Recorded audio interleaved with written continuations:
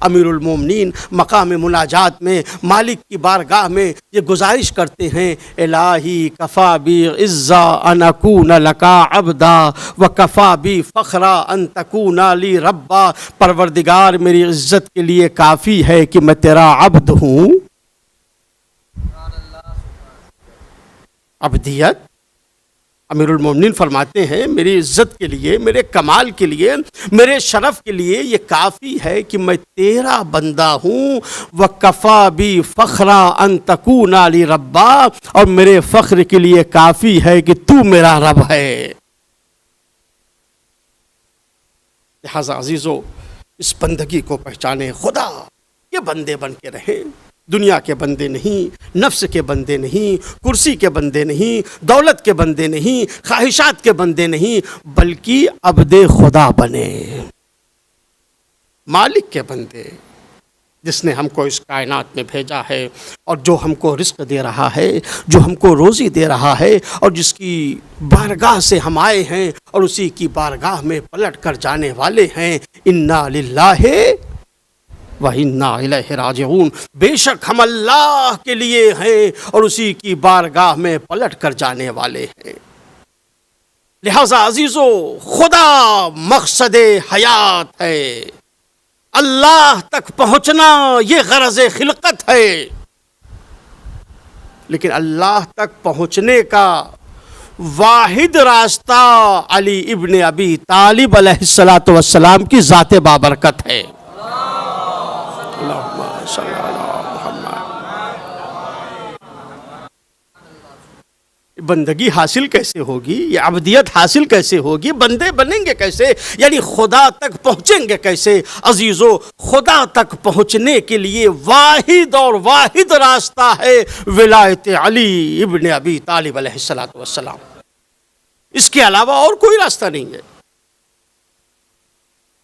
یہ نہ سمجھیے کہ خدا تک پہنچنے کے بہت سے راستے ہیں اور ایک راستہ جو ہے وہ علی کا راستہ ہے، نہیں عزیزو، صرف اور صرف عبدیت تک پہنچنے کے لیے، پروردگار کی رضا کو حاصل کرنے کے لیے، مالک تک پہنچنے کے لیے ایک راستہ ہے اور وہ امیر المومنین کا راستہ ہے۔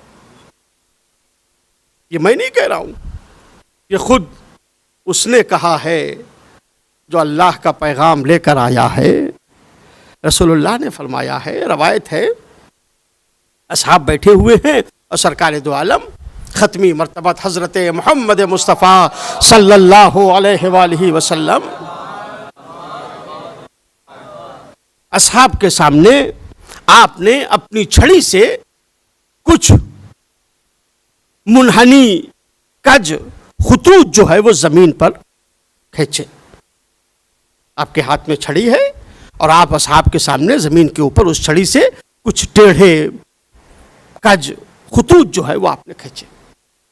اس کے بعد انہی خطوط کے درمیان میں پیغمبر خدا نے ایک سیدھی لکیر اپنی چھڑی سے کھینچی،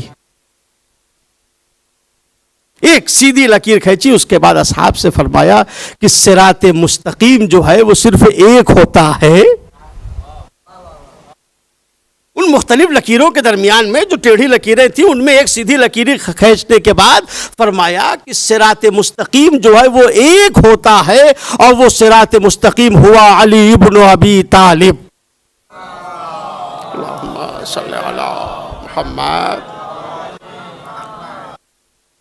یہ صراط مستقیم ایک ہوتا ہے، اللہ تک پہنچنے کا راستہ جو ہے وہ امیر المومنین کی ذات گرامی ہے۔ لہذا عزیزو یہ واحد راستہ ہے امیر المومنین کی ذات بابرکت کہ جس کے ذریعے سے انسان خدا تک پہنچ سکتا ہے، اور اس کی روح ہے ولایت امیر المومنین علی علیہ السلام۔ اس دروازے سے اللہ تک پہنچنا ہے، تب انسان کی عبدیت، انسان کی بندگی اور انسان اس کمال کو حاصل کر سکتا ہے جس کمال کو حاصل کرنے کے لیے اللہ نے اس کائنات میں انسان کو بھیجا ہے۔ کیا ہے امیر المومنین کی ذات گرامی؟ کیا ہے مولا علی علیہ السلام کی ذات بابرکت؟ دشمن نے یہ سوچا تھا کہ سن 40 ہجری میں علی ابن ابی طالب کو قتل کر دیں گے تو علی کی داستان ختم ہو جائے گی. لیکن دیکھا کہ قتل ہونے کے بعد علی اور بھی زندہ تر ہوتے چلے گئے. جیسے جیسے زمانہ گزر رہا ہے دنیا علی کے دروازے پر آ رہی ہے.